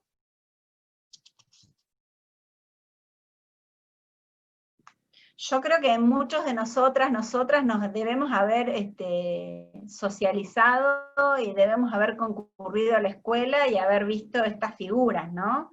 Decir, bueno, fíjense qué tan arraigado está el orden social que a las mujeres las pone en un lugar, digamos, podríamos hacer el ejercicio de buscar un libro de primaria con el cual estamos familiarizados, quienes tenemos 40 y pico, 50 años o más, y si encontramos un varón amasando la masa, ¿no? Entonces, hasta en las pequeñas cosas, hasta en las cosas más, más irrelevantes, ¿no? Está esto de los estereotipos. Y verdaderamente son muy, muy efectivos. Ese es el problema de los estereotipos. Son muy efectivos. Entonces, persisten, organizan las mentalidades y persisten a través del tiempo, ¿no? ¿Pasamos a la próxima?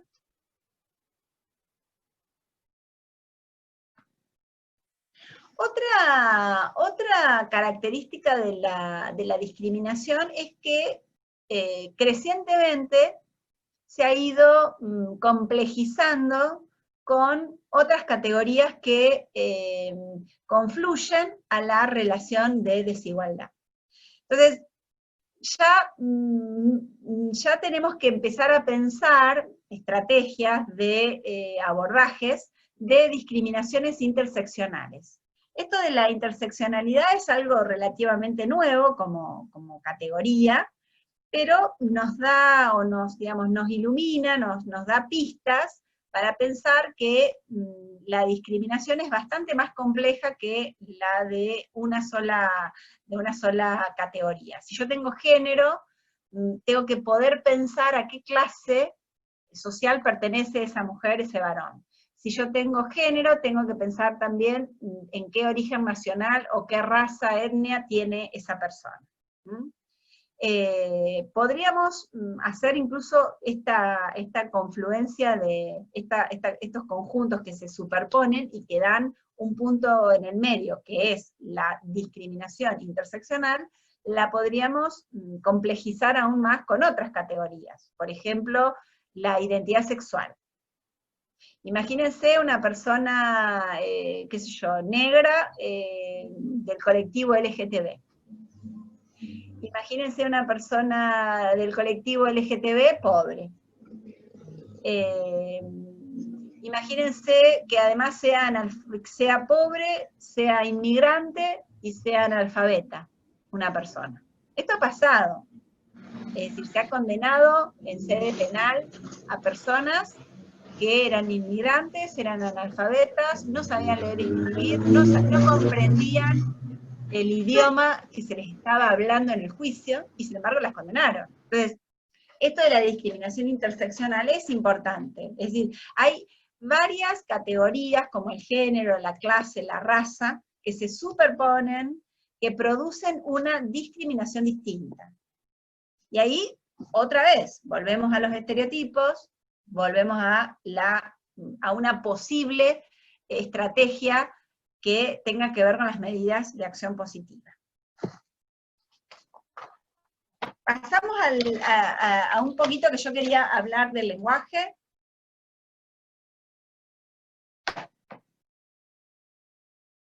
Si hay algo que funda el orden social es el lenguaje.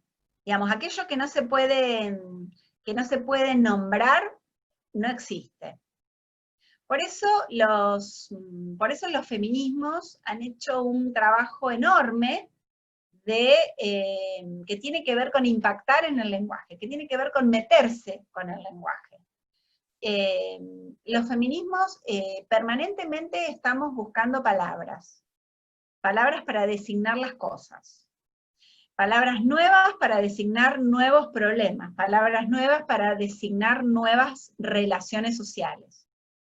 El ejemplo, yo creo que cualquiera de nosotros tiene idea de que hay palabras que han cambiado su significado a lo largo del tiempo.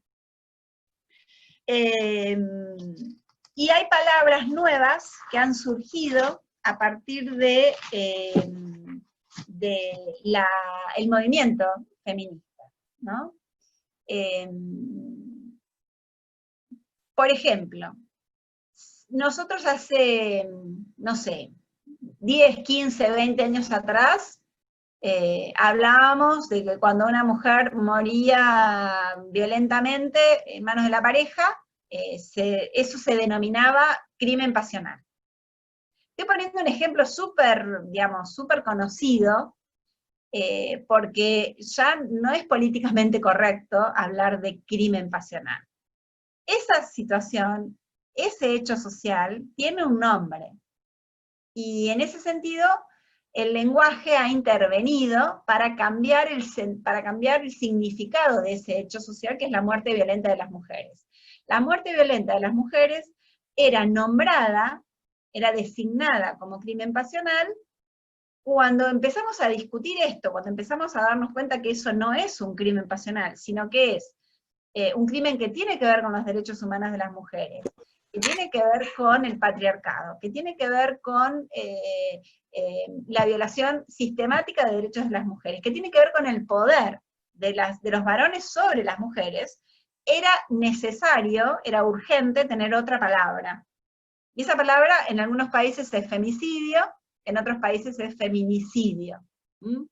Se puede, digamos, podemos poner a discutir qué es el femicidio, qué es el feminicidio, pero básicamente sabemos de la importancia del lenguaje para designar las nuevas relaciones sociales, para resignificar los hechos sociales, ¿no?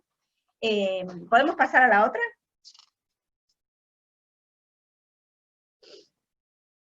Bueno, esto de que las palabras no son neutrales también es cierto. No es lo mismo decir trabajo que decir empleo, no es lo mismo decir trabajo que decir cuidado. El lenguaje sirve entonces para, tanto para visibilizar un problema como para ocultarlo, y al menos hay tres grandes estrategias que tienen que ver con cómo tenemos que impactar en el lenguaje, con cómo tenemos que trabajar con el lenguaje, que son la ginopia, el sexismo y el androcentrismo. Si podemos pasar a la otra.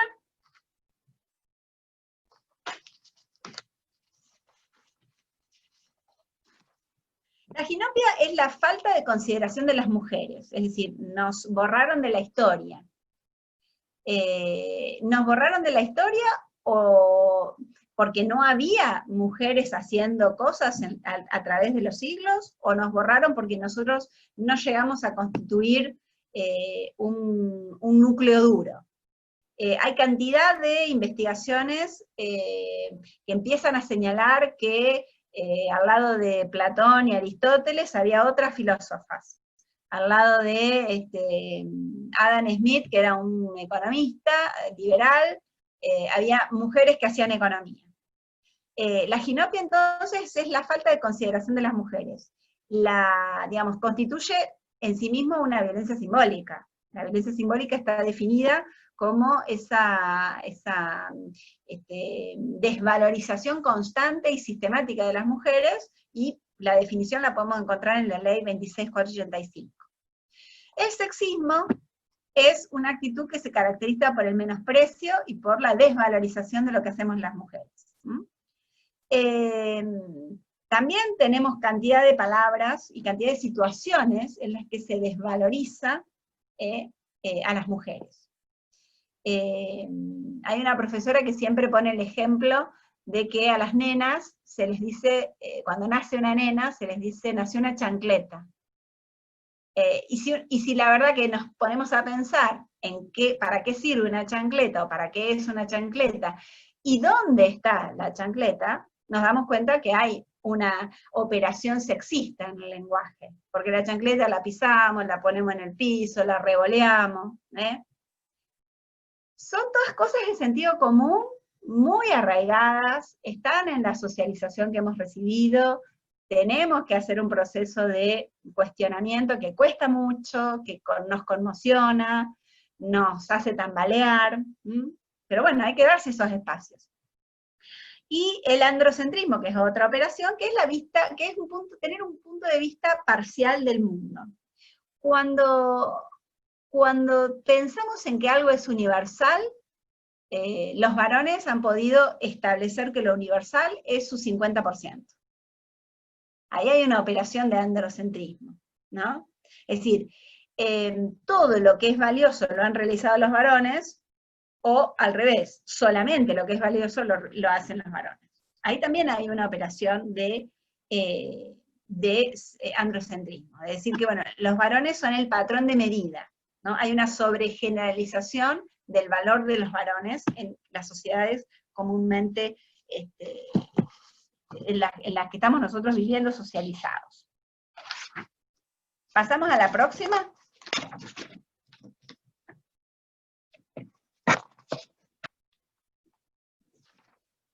Ahí tienen una viñeta de que un chico le pregunta a la maestra cómo se forma el femenino, y la maestra le dice, partiendo del masculino, la O final la sustituís por la A.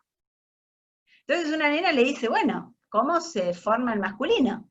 Y la maestra que le dice, no, el masculino no se forma, el masculino existe. Este es un poco, digamos, simbólicamente el poder que tiene el lenguaje, ¿no? Es como que nacemos permanentemente de la costilla de Adán. Pero bueno. Pasamos a la última.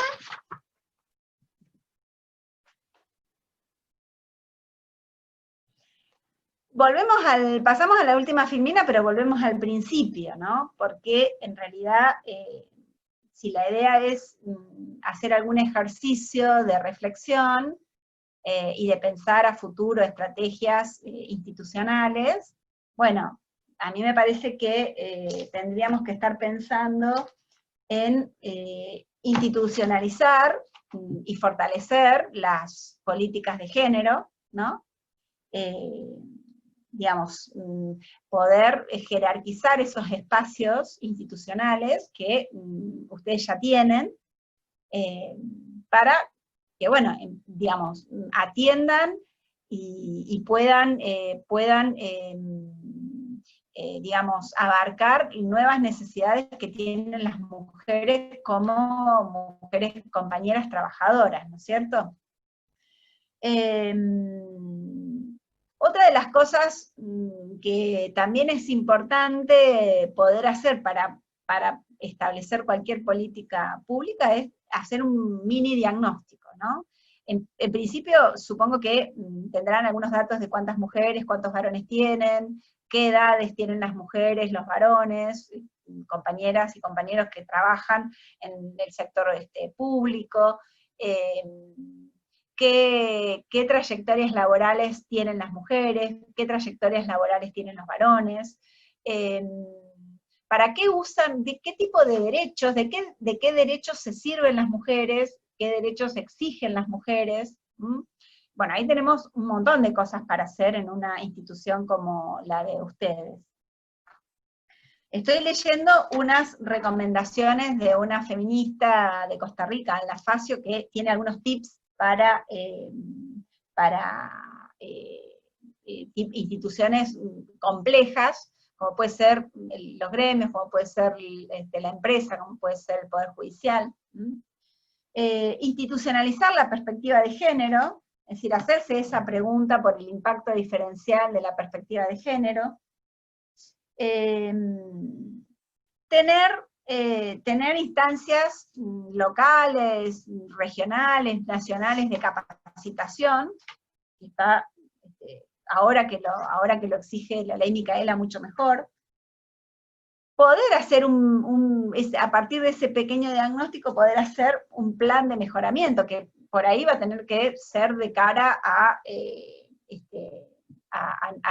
buscar normativas que puedan proteger mejor los derechos de las mujeres, como pueden ser medidas positivas que tengan que ver con las carreras profesionales, con las carreras laborales, ¿no? Impulsar cambios en el lenguaje, estamos bastante lejos, acá en la provincia de La Pampa por lo menos, de tener un lenguaje claro, inclusivo, no sexista, incluso para las comunicaciones oficiales de las instituciones. Y otra estrategia que es a largo plazo, pero que como todas las estrategias a largo plazo se hace de a poquito, es aumentar la cultura legal del grupo, es decir, la cultura legal tiene que ver con lo que la gente sabe acerca del derecho. lo que la gente sabe acerca de sus derechos y lo que la gente hace con los derechos, ¿no? Por eso vuelvo a lo que yo decía hace un rato. Argentina tiene muy buenas leyes, pero tenemos una distancia muy grande entre esas leyes y cómo esas leyes ponen en marcha los derechos y protegen los derechos. Así que bueno, esto es un poco lo que quería transmitirles. Quedan unos minutos si quieren abrir el micrófono o hacer alguna pregunta. Espero que les haya sido clara y útil la conversación. Sí, Daniela, fuiste muy clara, muchas gracias. Y yo quería contarte que UPCN, desde el año 84, que tiene una Secretaría de la Mujer. Ahí se empezó a hacer todo un trabajo muy fuerte sobre todo lo que son derechos y desigualdades, se trabajó acoso sexual, se trabaja violencia laboral, y bueno, está todo el tiempo muy comprometido con todo esto. Hay libros, hay leyes, hay un montón de cosas que han salido desde UPCN a nivel nacional. Y bueno, y el resto de las provincias estamos todas ahí tratando de hacer un poco y estar en sintonía con todas en lo mismo. Eso sí, es sabía que la primera reglamentación sobre acoso en el trabajo era de UPCN, sí, fue pionera verdaderamente. No sé cómo estarán aplicándolo hoy, sí. Vamos a hablar de protocolo la clase que viene con Anabel, porque ha habido una explosión de protocolos, como aquel que tuvo UPCN en los años 80, y ahora hay mucha investigación y hay mucha teoría que se ha ido construyendo sobre los protocolos. Eso lo teníamos pensado hablar con Anabel la clase que viene. Porque es importante tenerlos, sí. Es todo un esfuerzo tener protocolos de acoso, de violencia en los lugares de trabajo, protocolos o reglamentaciones, llámese como se llame, pero lo importante es que una vez establecidos, hay que hacer todo un trabajo de monitoreo, porque eso es una política pública que hay que después medir el impacto que tiene. Lo teníamos pensado desarrollar ahora, la semana que viene, en la parte de violencia, de autonomía física y simbólica de las mujeres. Pero sí, sabía y lo he tenido a la mano, y lo he utilizado en otras, ha sido modelo incluso para otras organizaciones. Sí, exactamente, sí. Bueno, tal vez la próxima charla también podemos incluir a las compañeras del Consejo Directivo Nacional y nos cuenten un poco de... Sí, si te parece a vos. Sí, yo no tengo problema, al contrario. Cuanto más ida y vuelta haya, mejor. Perfecto. Por eso yo extraño, todo el año he dado Zoom y extraño cantidad las clases presenciales, porque hay otra dinámica, pero bueno, nos ha agarrado la pandemia con tanta virulencia que nos hemos tenido que hacer todas estas cosas por virtual, ¿no es cierto? Pero bueno, ya tendremos alguna oportunidad para hacerlo mano a mano. Sí, no sé si Zunilda Valenciano, que bueno, es promotora en todos estos trabajos, ¿nos querés contar, Zunilda, algo sobre este tema que estábamos hablando?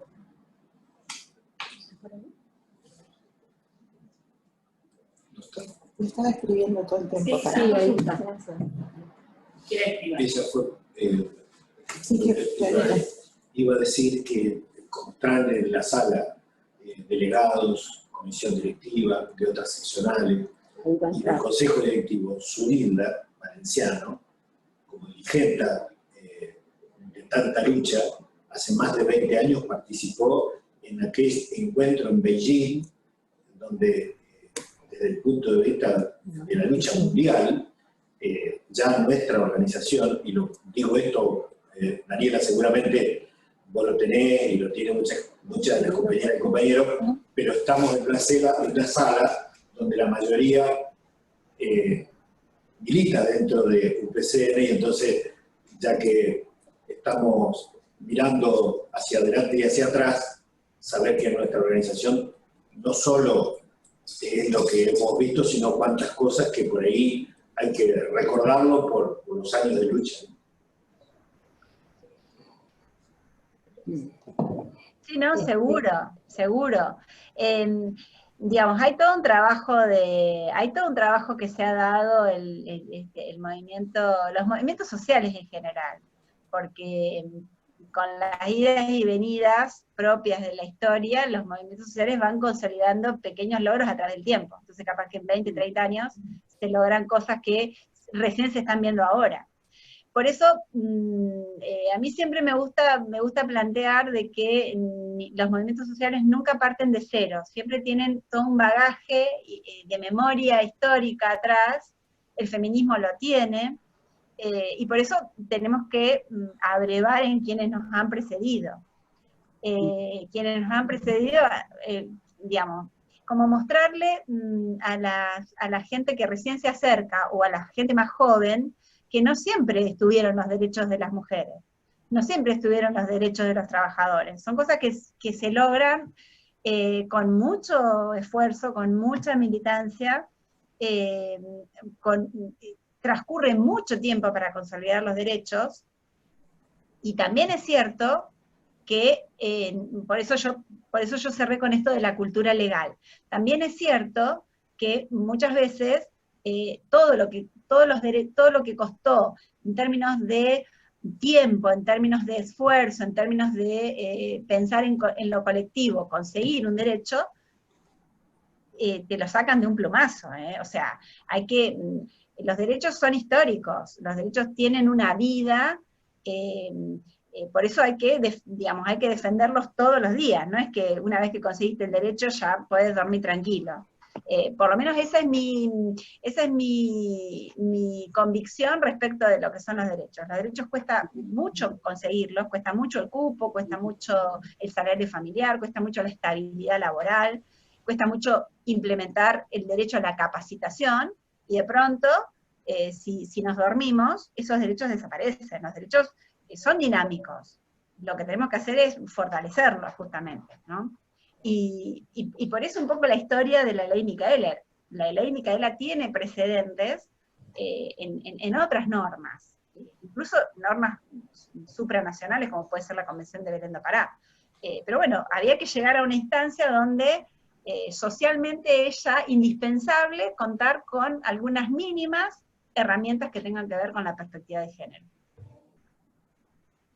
¿Puedo hablar? Bueno, agradecerle a Daniela, muy interesante. Lo que le decía el compañero, nosotros en la Unión Personal Civil de la Nación comenzamos con la democracia, en que recuperamos la organización, a instalar inmediatamente el tema de la mujer trabajadora, incluido en ello todos los derechos, pero no solamente que conozcan los derechos, sino empoderar a las mujeres, para que todo lo que vos pusiste verdadero de cómo nos discriminan, cómo nos consideran diferentes, inferiores, bla, bla, muchas veces tiene mucha influencia en la vida de las mujeres, como muy claramente los expusiste. Pero nosotros somos la primera organización del país que institucionalizó el tema mujer, con la Secretaría de la Mujer en el año 1984, cuando se reinstala la democracia, porque todos hacían comisiones. Segundo, en este momento lo que queríamos, que estén en todas las comisiones directivas. Estamos en todas las comisiones directivas de todo el país, en el Consejo Directivo Nacional, tenemos mujeres, secretarias generales, adjuntos, pero algo muy importante, desarrollamos una formación muy sólida y no aislada del feminismo, y que se ha basado en nutrirnos de todo lo que sucede en el mundo. Los primeros cursos que hacíamos, todas las convenciones internacionales las aplicábamos, participamos en la ONU, en todos los lugares del mundo, incluido, como dijo el compañero, Beijing, y aplicamos todas las acciones positivas. Ya no las aplicamos más porque las tenemos instaladas, pero hemos superado los convenios colectivos de trabajo. avanzamos más que el gobierno, que los gobiernos nacionales y provinciales. ¿Qué cosa más importante que la paridad para tratar en igualdad los temas del trabajo, el Estado empleador y las organizaciones sindicales, las organizaciones de los trabajadores?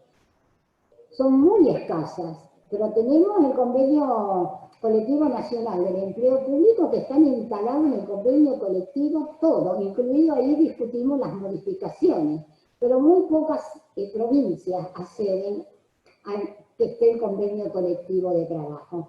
Y como vos decías, es más una relación, siempre fue de hombres y hombres, los hombres en el poder político, los hombres en el poder sindical, pero sin embargo, hasta ahora. Pero en los que hemos avanzado tenemos comisiones. Hemos sido cofundadores de la Comisión Tripartita de Igualdad de Oportunidades del Ministerio del Trabajo de la Nación, junto con la OIT. Y UPCN es uno de los cofundadores. La primera ley contra la violencia laboral se la logramos en UPCN, donde pudimos. La primera fue en Tucumán. En muchas otras provincias no la tratan. Y fíjate que en el Congreso Nacional tampoco. Desde la primera que presentamos en el año 2001 en nuestra organización a nivel nacional, hay más de 70 proyectos. Ninguno lo tratan, ya presentados por otros. O sea que creemos que esto que vos has hablado y todo tiene razón. Uno construye. Hace 36 años que estamos construyendo. Y nuestro objetivo fundamental es el empoderamiento de los trabajadores. Mucho conocimiento, investigación. Tenemos todos los datos de la cantidad de mujeres, las que existen en el Estado provincial y nacional, quiénes están afiliadas, quiénes no están afiliadas. Estamos trabajando en la economía del cuidado. La primera reunión que se realizó en Mar del Plata en 1984 ya se trataba en la economía del cuidado. Hemos logrado muchos avances. Creo que tenemos que poner en valor todos nuestros logros. Una puesta en valor de lo que hizo UPCN por las mujeres, porque a veces se desconoce, porque pudimos hacerlo por una organización. Y algo muy importante, lo hicimos hombres y mujeres. Vos sabés que el sindicalismo es esencialmente masculino, y más que masculino, patriarcal. Pero UPCN logró ser el ejemplo de todos lados. Y por eso lo de la ley Micaela y demás, y todo el tema lo hemos tratado. Hicimos hace poco el 190 y la Convención 206, con la que hicimos con todas las provincias. Y estamos muy satisfechos porque las compañeras conocen, los compañeros también, es el avance continuo, y nuestra base fundamental es el conocimiento. Sin conocimiento no hay avance. El conocimiento da seguridad individual, da fortalezas, y la organización, que estamos en cualquier provincia y si necesita, ahí estamos. Por eso estoy muy orgullosa de La Pampa, que va a avanzar mucho más en este tiempo aceleradamente, y hacemos, por ejemplo, el jueves una reunión sobre temas hospitales, violencia en los hospitales, y el problema de esa discriminación y de la división sexual del trabajo, porque ¿qué trabajos tenemos? Los relacionados con el cuidado, y en los hospitales hay muchas mujeres, y ahí eso comenzamos hace muchos años a lograr de las violencias, y hemos logrado comisiones con el gobierno e interactuar con los poderes. Así que lo tuyo ha sido muy bueno porque fortalece, aparte de fortalecer, aclara. Tu charla fue muy clara, muy concreta, y me gustó mucho y me gustó mucho el interés de tener datos. Tenemos datos de todo. Yo soy fanática de las investigaciones. La primera investigación de acoso sexual en el país la hizo UPCN, y tenemos varias otras más que las vamos a ir mostrando y logrando. Así que agradecida de tu presencia, que es muy importante, nos jerarquiza y le da mucho valor a la temática, por tus antecedentes y demás.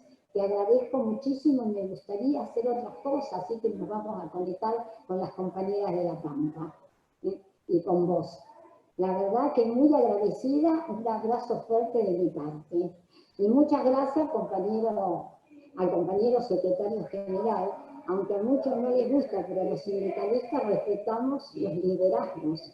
Hasta que haya una secretaria mujer, bueno, ahora es masculino, pero tenemos varias. Así que quería agradecerle, porque esa unión que tenemos, y ese diálogo, y eso de tratar de ir avanzando para lograr la paridad, nos hace que estemos empoderadas. Y las mujeres lo demuestran acá, las veo a todas de tanto y tantos lugares, y tenemos una Secretaría de Igualdad desde Tierra del Fuego a Jujuy, de Mendoza a Entre Ríos, todas las provincias, todas muy sólidas, unas más, unas menos, y también vos sabés que las idiosincrasias son diferentes, y las culturas, unas más terribles, otras más patriarcales, otras más o menos, pero en todos lados tenemos problemas. Bueno, muchas gracias. Felicitaciones, compañera de La Pampa y compañero de La Pampa. Felicitaciones, Jorge Lescano. A mí me enorgullece y vemos que UPCN puede, con mujeres y con hombres. Acá estamos combinados. Pero las mujeres estamos y tenemos nuestro espacio y construimos. Besos para todos. Gracias. Gracias, muchas gracias por tu palabra. Bien. Excelente. No sé si me parece que ya está como cierre. Sí, creo. Tenemos micrófono. Sí, está abierto. Bueno, como siempre quedamos que un día antes, 24 horas antes, les pasamos el link. Contarles que había compañeros y compañeras de Riglos, Lonquimay, Santa Rosa, Catriló, Uriburu, Pico, La Maruja, Doblas, Castec, Santa Isabel, Algarrobo y la Victorica, La Rioja, había compañeros de La Rioja, Anguil, Intendente Alvear, Guatraché y Buenos Aires, y perdón si nos olvidamos alguno que se nos pasó en el chat, pero así que hemos estado nuevamente en casi todos los pueblos de la provincia. Así que saludarnos hasta la próxima.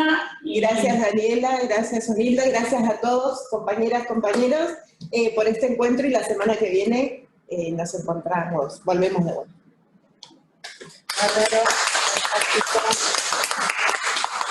No.